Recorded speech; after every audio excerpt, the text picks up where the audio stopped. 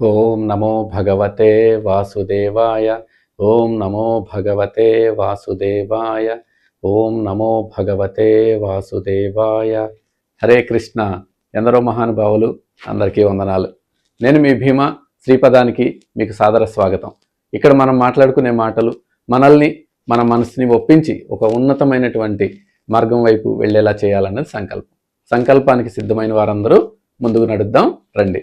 ఇక్కడ మనం విజయవంతంగా 4వ అధ్యాయం దివ్య జ్ఞాన యోగాన్ని పూర్తి చేసుకున్నాం. ఇక్కడ అనేక విషయాలు, కర్మల గురించి, జ్ఞానం గురించి అనేక విషయాలు 4వ అధ్యాయంలో మనం మాట్లాడుకున్నాం. ఇప్పుడు 5వ అధ్యాయం అయినటువంటి కర్మ సన్యాస యోగములో మొదటి భాగంలోకి ప్రవేశిస్తా ఉన్నాం. కర్మ సన్యాస యోగం గత అధ్యాయం చివరిలో మనం శ్రీకృష్ణ పరమాత్మ కర్మలను యజ్ఞంలా చేయమన్నారు, మనం అక్కడ నేర్చుకున్నాం. మరియు జ్ఞానం అనేటువంటి కత్తితో సందేహాలను తొలగించుకోండి అని కూడా చెప్పారు. మనలో ఉండేటువంటి, మన హృదయంలో జనించేటువంటి అనేక సందేహాలను మనం ఈ జ్ఞానం అనేటువంటి కత్తితో, ఆ జ్ఞానాన్ని పొంది ఆ జ్ఞానం అనేటువంటి కత్తితో మనం వీటిని ఖండించుకోవాలి, తొలగించుకునేటువంటి ప్రయత్నం చేయాలి అని చెప్పి భగవంతుడు చెప్పారు. అంటే ఆ సారాంశాన్ని అంతా ఒకసారి మనం మళ్ళీ గుర్తు తెచ్చుకుని ఈ 1వ భాగం 5వ అధ్యాయం 1వ భాగంలోకి వెళ్ళేటువంటి ప్రయత్నం చేద్దాం. గత అధ్యాయంలో మనం భగవంతుని అవతార రహస్యం గురించి, అంటే ఆయన భగవంతుడు ఎప్పుడు అవతారం స్వీకరిస్తారు, ఎందుకు వస్తారు ఆయన అనేటువంటిది భగవంతుడే చెప్పారు. దాని గురించి నేర్చుకున్నాం. అలాగే కర్మ అకర్మల మధ్య తేడా ఏంటి అనేటువంటిది కూడా మనం వివిధ రకాల యజ్ఞాల గురించి కూడా నేర్చుకున్నాం. ఈ తేడాలు నేర్చుకున్నాం, యజ్ఞాల గురించి. అలాగే ముఖ్యంగా జ్ఞానమే అన్నిటికన్నా పవిత్రమైనది అనేటువంటిది నేర్చుకున్నాం. అంటే అది మన పాపాలను దహించి వేస్తుంది అనేటువంటి బోధన కూడా మనం అక్కడ పరమాత్మ ద్వారా విన్నాం. అయితే ఇక్కడ కరెక్ట్గా ఇక్కడ ఏమైంది, అర్జునుడికి ఒక కొత్త సందిగ్ధత మొదలైంది. అంటే ఒకవైపు కర్మలను వదిలేయమన్నట్లుగా, అంటే సన్యసించమన్నట్లుగా మాట్లాడుతున్నారు మీరు, మరోవైపు కర్మలను యోగంలా చేయండి, అంటే నిష్కామ కర్మలాగా చేయండి అని భగవంతుడు చెప్తున్నారు. చెప్తుంటే సందేహం వచ్చింది, నేను యోగంలా చేయనా లేదంటే కర్మను సన్యసించనా అనేటువంటిది అడుగుతున్నారు అప్పుడు అర్జునుడు.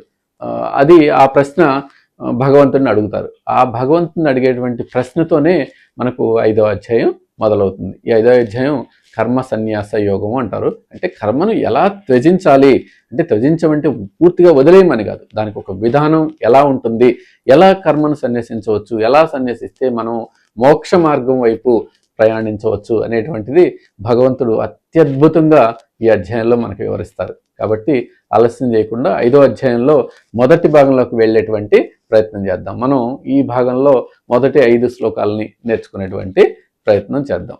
1వ శ్లోకం అర్జునుడు ప్రశ్న. ఇది అర్జునుడు ఏమని అడుగుతున్నారు భగవంతుడిని, సన్యాసం కర్మణాం కృష్ణ పునరోగ్యం చంససి యశ్రేయ ఏతయోరేకం తన్మే బ్రూహి సునిశ్చితం అంటున్నారు. అంటే ఓ కృష్ణ, నీవు ఒకసారి కర్మణాం సన్యాసాం, కర్మలను వదిలివేయమన్నావయ్యా, పునః యోగం చ శంససి అన్నావు, మరొకసారి కర్మను చేయమని అడుగుతా ఉన్నావు. అంటే ఒకసారి సన్యసించమంటున్నావు, ఒకసారి కర్మను చేయమని అంటున్నావు. మరి ఏం చేయి, ఏతయో ఏకం, ఈ రెండింటిలో ఏతయో ఏకం, ఈ రెండు చెప్పినటువంటి వాటిలో యశ్రేయ, నాకు ఏది శ్రేయస్కరమో, తత్మేవ సునిశ్చితం బ్రూహి, దానిని నాకు ఖచ్చితంగా వివరించవయ్యా అని చెప్పి అర్జునుడు అడుగుతానన్నారు. చూసారా ఎలా అడుగుతున్నారు అర్జునుడు.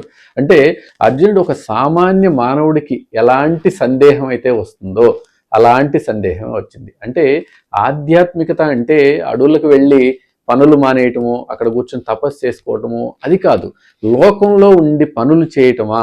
ఇక్కడ ఈ 2 విషయాలని, అంటే వదిలిపెట్టి వెళ్ళాలా లేదంటే లోకంలో ఉంటూనే పనులు చేయాలా అనేటువంటి విషయాల్ని గొప్పగా మనం ఎలా నేర్చుకోవచ్చు, వీటి యొక్క సమాధానం ఎలా నేర్చుకోవచ్చు అనేది ఇక్కడ అర్జునుడి యొక్క ప్రశ్న. కాబట్టి ఈ రెండింటిలో నాకు మంచి ఫలితాన్ని ఇస్తుందో, అదిగా త్వరగా ఫలితాన్ని ఇస్తుందో దానిని నాకు స్పష్టంగా చెప్పు కృష్ణ అని చెప్పి అడుగుతూ ఉన్నారు. అంటే మనకి ఇంకో రకంగా ఎలా ఆలోచించవచ్చు దీన్ని, నిర్ణయాల మధ్య పోరాటం. అంటే మంచా చెడా, లేదంటే ఇది చైనా అది చైనా, ఇలాంటిది మన జీవితంలో అనేక సందేహాలు వస్తూ ఉంటాయి, అనేక డైలమాలు వస్తూ ఉంటాయి. ఇలా డైలమాలు వచ్చినప్పుడు మనం తీసుకునేటువంటి నిర్ణయం మన శాస్త్రపరంగా కానీ భగవంతుడు చెప్పినటువంటి వచనపరంగా కానీ ఉంటే అది మంచి ఫలితాన్ని ఇస్తుంది అని మనం అక్కడ అర్థం చేసుకోవాలి. అంటే కెరియర్లో ఎదగాలా లేక ప్రశాంతంగా ఉండాలా, కెరియర్ గురించి ఎక్కువ కష్టపడాలా లేదంటే ప్రశాంతంగా జీవితం సాగించాలా, లేదంటే బాధ్యతలు నెరవేర్చాలా, లేదంటే బాధ్యతల నుండి పారిపోవాలా అని ఇలాంటి ప్రశ్నలన్నీ కూడా మనకు కూడా నిత్యం వస్తూ ఉంటాయి. కాబట్టి అర్జునుడు కూడా అడుగుతున్న ప్రశ్న ఇదే.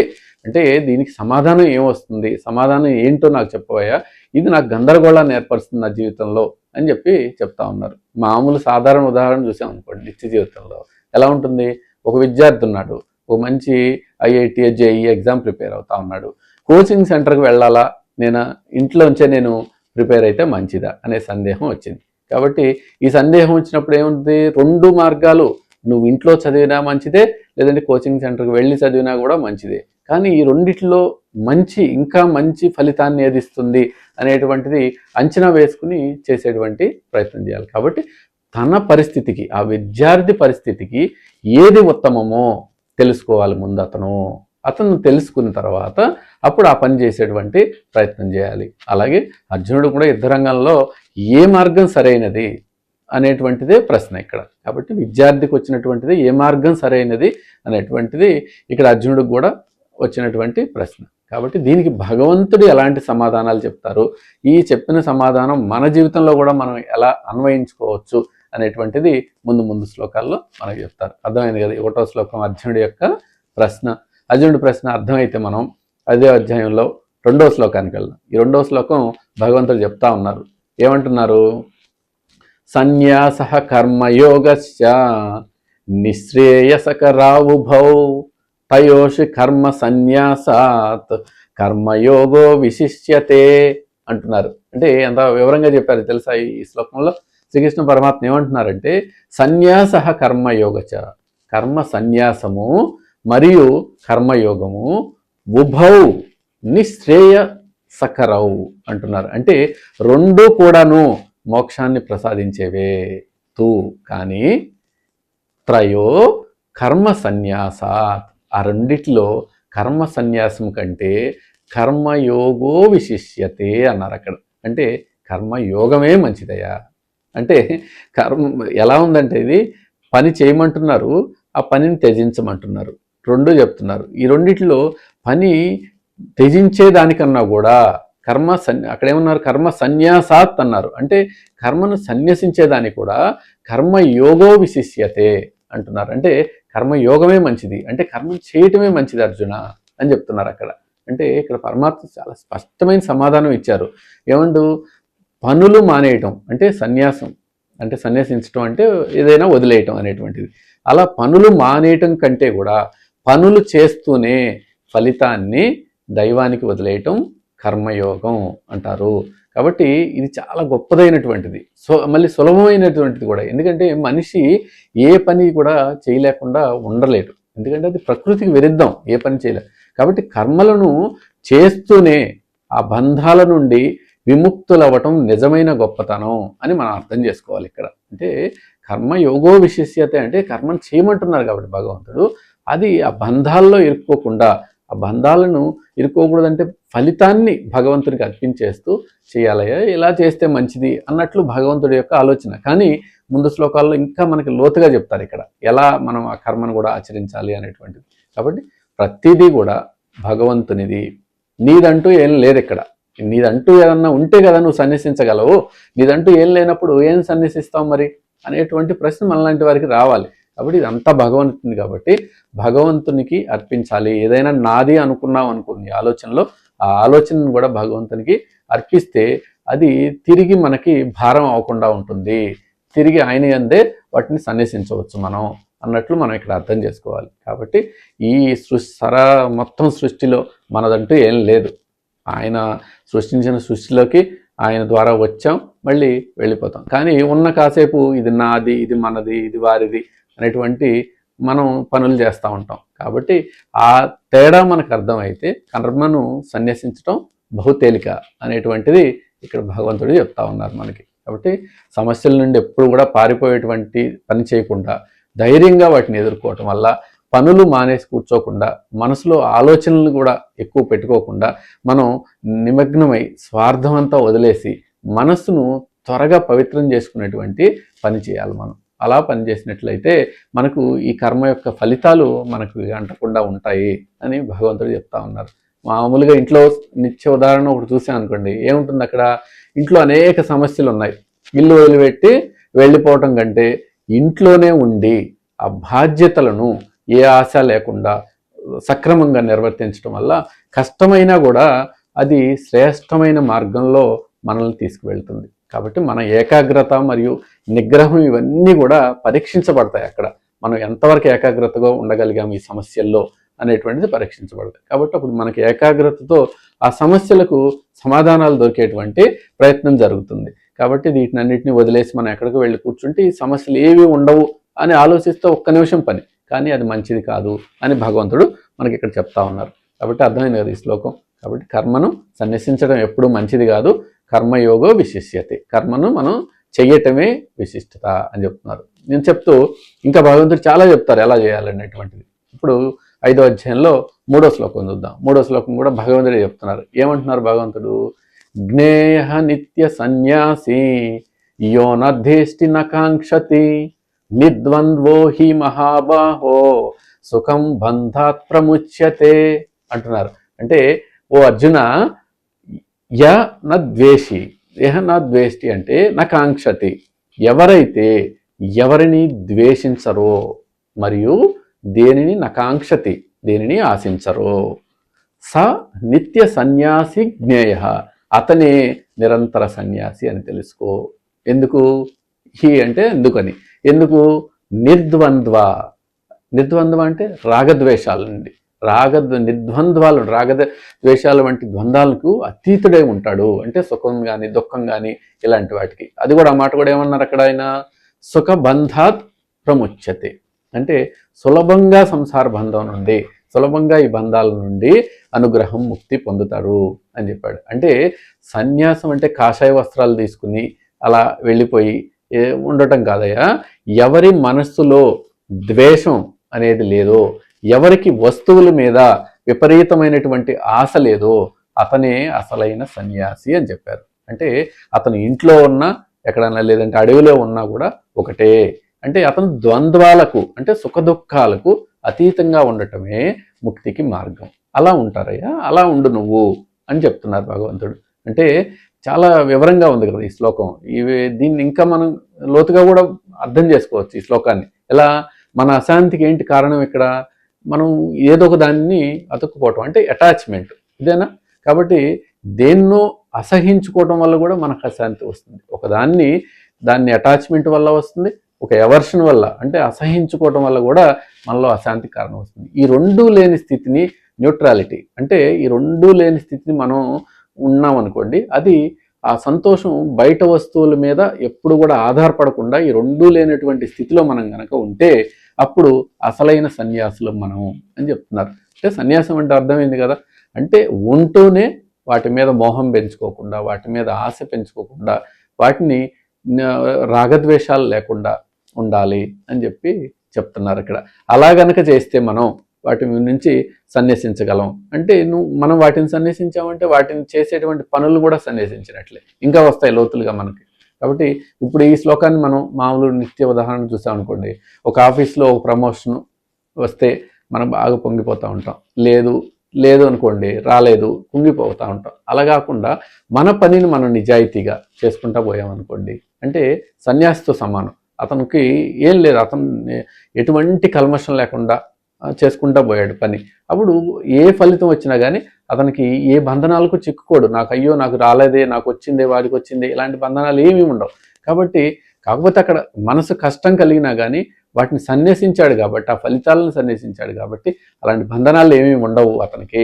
కాబట్టి అతని పనిలో మంచి ఫలితాన్ని పొందుతాడు, ప్రశాంతతను పొందుతాడు జీవితంలో. అలా ఉండాలి, అలా ఉంటే మనకు ప్రశాంతత లభిస్తుందని భగవంతుడు చెప్తా ఉన్నారు. ఇది 5వ అధ్యాయం 3వ శ్లోకంలో చెప్పారు.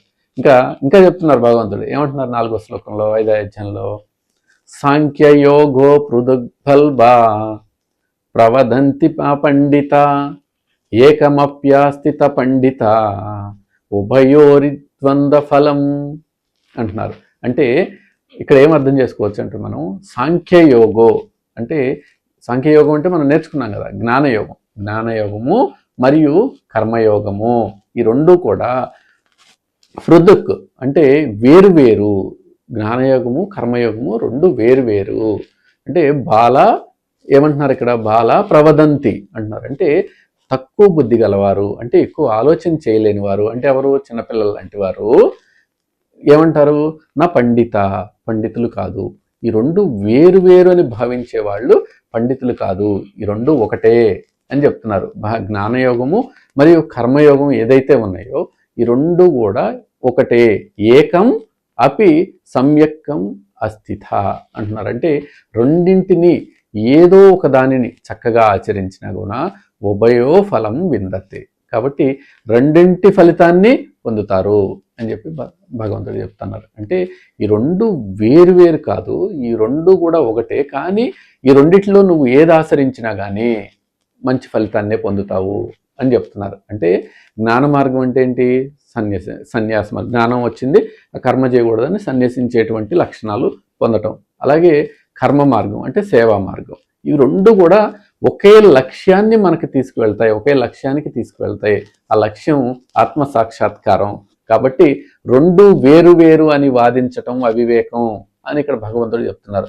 కాబట్టి అది వేరయ్యా ఇది వేరు అని వాదించి నేను ఇది చేస్తాను అది చేయను అలా మాట్లాడటం కూడా రెండు ఒకటే అని చెప్పి భగవంతుడు చెప్తున్నారు. ఏ మార్గాన్ని నువ్వు ఎంచుకున్నా కూడా దాన్ని మనస్ఫూర్తిగా సంపూర్ణంగా ఆచరిస్తే ఫలితం దక్కుతుంది అని భగవంతుడు అంటున్నారు. కాబట్టి ఎంత తేలిగ్గా చెప్పేశారు చూశారు కదా, కర్మయోగం కానీ జ్ఞానయోగం కానీ ఈ రెండూ ఒకటే. ఆ రెండిట్లో ఏదో దాన్ని నిష్కామంగా ఆచరించవయ్యా, ఆచరిస్తే నీకు ఫలితం దక్కుతుంది, నువ్వు మోక్ష ప్రాప్తిని పొందగలవు అని చెప్తున్నారు. అంటే సాధారణంగా అర్థం కావాల్సింది ఏంటంటే దీన్ని మంచి జ్ఞానంతో మనం చేసేది ఏదైనా కానీ ఫలితం ఒకటే వస్తుంది అనేటువంటిది ఇక్కడ అర్థం చేసుకోవాలి. మంచి జ్ఞానంతో మంచి ప్రశాంతతో మనం చేసేటువంటి పని యొక్క ఫలితం ఒకటే వస్తుందని మనం ఇక్కడ అర్థం చేసుకోవాలి. కాబట్టి ఇలా ఈ శ్లోకాన్ని అర్థం చేసుకునేటువంటి ప్రయత్నం చేద్దాం. అంటే దీనికి ఏముండాలి, ఇంకా లక్ష్యం పట్ల మనకు సమగ్రమైనటువంటి అవగాహన ఉండాలి. కాబట్టి ఆ అవగాహన ఉంటే మనం ఏ పద్ధతిలో వెళ్తున్నాం అన్నది అక్కడ ముఖ్యం కాదు, ఇక్కడ ఎలా వెళ్తున్నాం అనేది ఆ అవగాహన ఉంది. కాబట్టి దాని గురించే మనం ప్రయత్నం చేస్తాం. మనం చేరుకోవాల్సిన గమ్యం ఏంటంటే స్పష్టత ఉందా లేదా అనేది ముందు మనల్ని ప్రశ్నించుకోవాలి, మనలో మనం. అప్పుడు ఆ ప్రశ్నించుకుంటే అప్పుడు ఏకాగ్రతతో పనిచేసి మనంగా ఒక ఉన్నతమైనటువంటి స్థితికి మనం వెళ్ళవచ్చు అనేటువంటిది ఇక్కడ మనం అలా అర్థం చేసుకోవాలి ఈ శ్లోకాన్ని. దీనికి ఎలా అయినా అర్థం చేసుకోవచ్చు ఈ శ్లోకాన్ని, ఒక్కొక్క రకంగా ఒక్కొక్కరికి అర్థమైనా కానీ తప్పేం లేదు అనేటువంటి భావన. కాబట్టి మామూలు నిత్య జీవితంలో ఒక ఉదాహరణ చూసాను అనుకోండి, ఒక పెద్ద పర్వతం ఉంది, ఎక్కడో రకరకాల మార్గాలు ఉండవచ్చు ఆ పర్వతాన్ని పైకి ఎక్కడానికి. కాబట్టి ఏ మార్గంలో కూడా వెళ్ళినా కూడా చివరికి ఎక్కడికి వెళ్తాం, శిఖరాన్నే చేరుకుంటాం అనేటువంటిది. అలాగే భక్తితో దేవుణ్ణి కొలిచిన, సేవతో సమాజానికి ఉపయోగపడిన, జ్ఞానంతో మనల్ని మనం తెలుసుకున్న అన్నీ కూడా మనల్ని ప్రశాంతత వైపే కొనసాగించేలాగా, ప్రశాంతత వైపే నడిపించేలాగా చేస్తాయి అని చెప్పి భగవంతుడు చెప్పినటువంటి ఆ శ్లోకం ద్వారా మనకు అర్థం అవ్వాలి. అక్కడ అలా అర్థం చేసుకోవాలి ఆ శ్లోకాన్ని. మనం వెళ్ళవలసిన గమ్యం మనకి అవగాహన ఉంటే మనం ఏది మార్గంలో వెళ్ళినా కానీ ఆ గమ్యానికి మనం చేరతాం. ఏకాగ్రతతో చేయాలి, ఏ మార్గం ద్వారా వెళ్ళినా ఏకాగ్రతతో పని చేయాలి అనేటువంటిది భగవంతుడి యొక్క సూచన. అర్థమైంది కదా. 4వ శ్లోకం అయితే 5వ అధ్యాయంలో 5వ శ్లోకం చూద్దాం. 5వ శ్లోకంలో ఇది కూడా భగవంతుడే ఏమంటున్నారు, యచ్ఛాంకై ప్రాప్యతే స్థానం తద్యోగైరపి గమ్యతే ఏకం సాఖ్యం చ యోగం చహ పశ్యతి న పశ్యతి అంటున్నారు. అంటే సాంఖ్యయ స్థానం ప్రాప్యతే అంటే జ్ఞానయోగుల చేత ఏ స్థితి అయితే పొందబడుతుందో, జ్ఞానయోగుల చేత ఏ స్థితి అయితే పొందబడుతుందో తద్ యోగ అపి గమ్యతే, కర్మయోగుల చేత కూడా అదే స్థితి పొందబడుతుంది. అంటే రెండు యోగంలాగా చేసేటువంటి వారు ఏ స్థితిని పొందుతారో, జ్ఞానయోగాన్ని కానీ కర్మయోగాన్ని కానీ, ఈ రెండింటిని చేసేవారు ఏ స్థితిని అయితే పొందుతారో ఒకటే స్థితి పొందుతారు వాళ్ళు, అదే స్థితి అంటున్నారు ఈ రెండింటి ద్వారా వచ్చేది.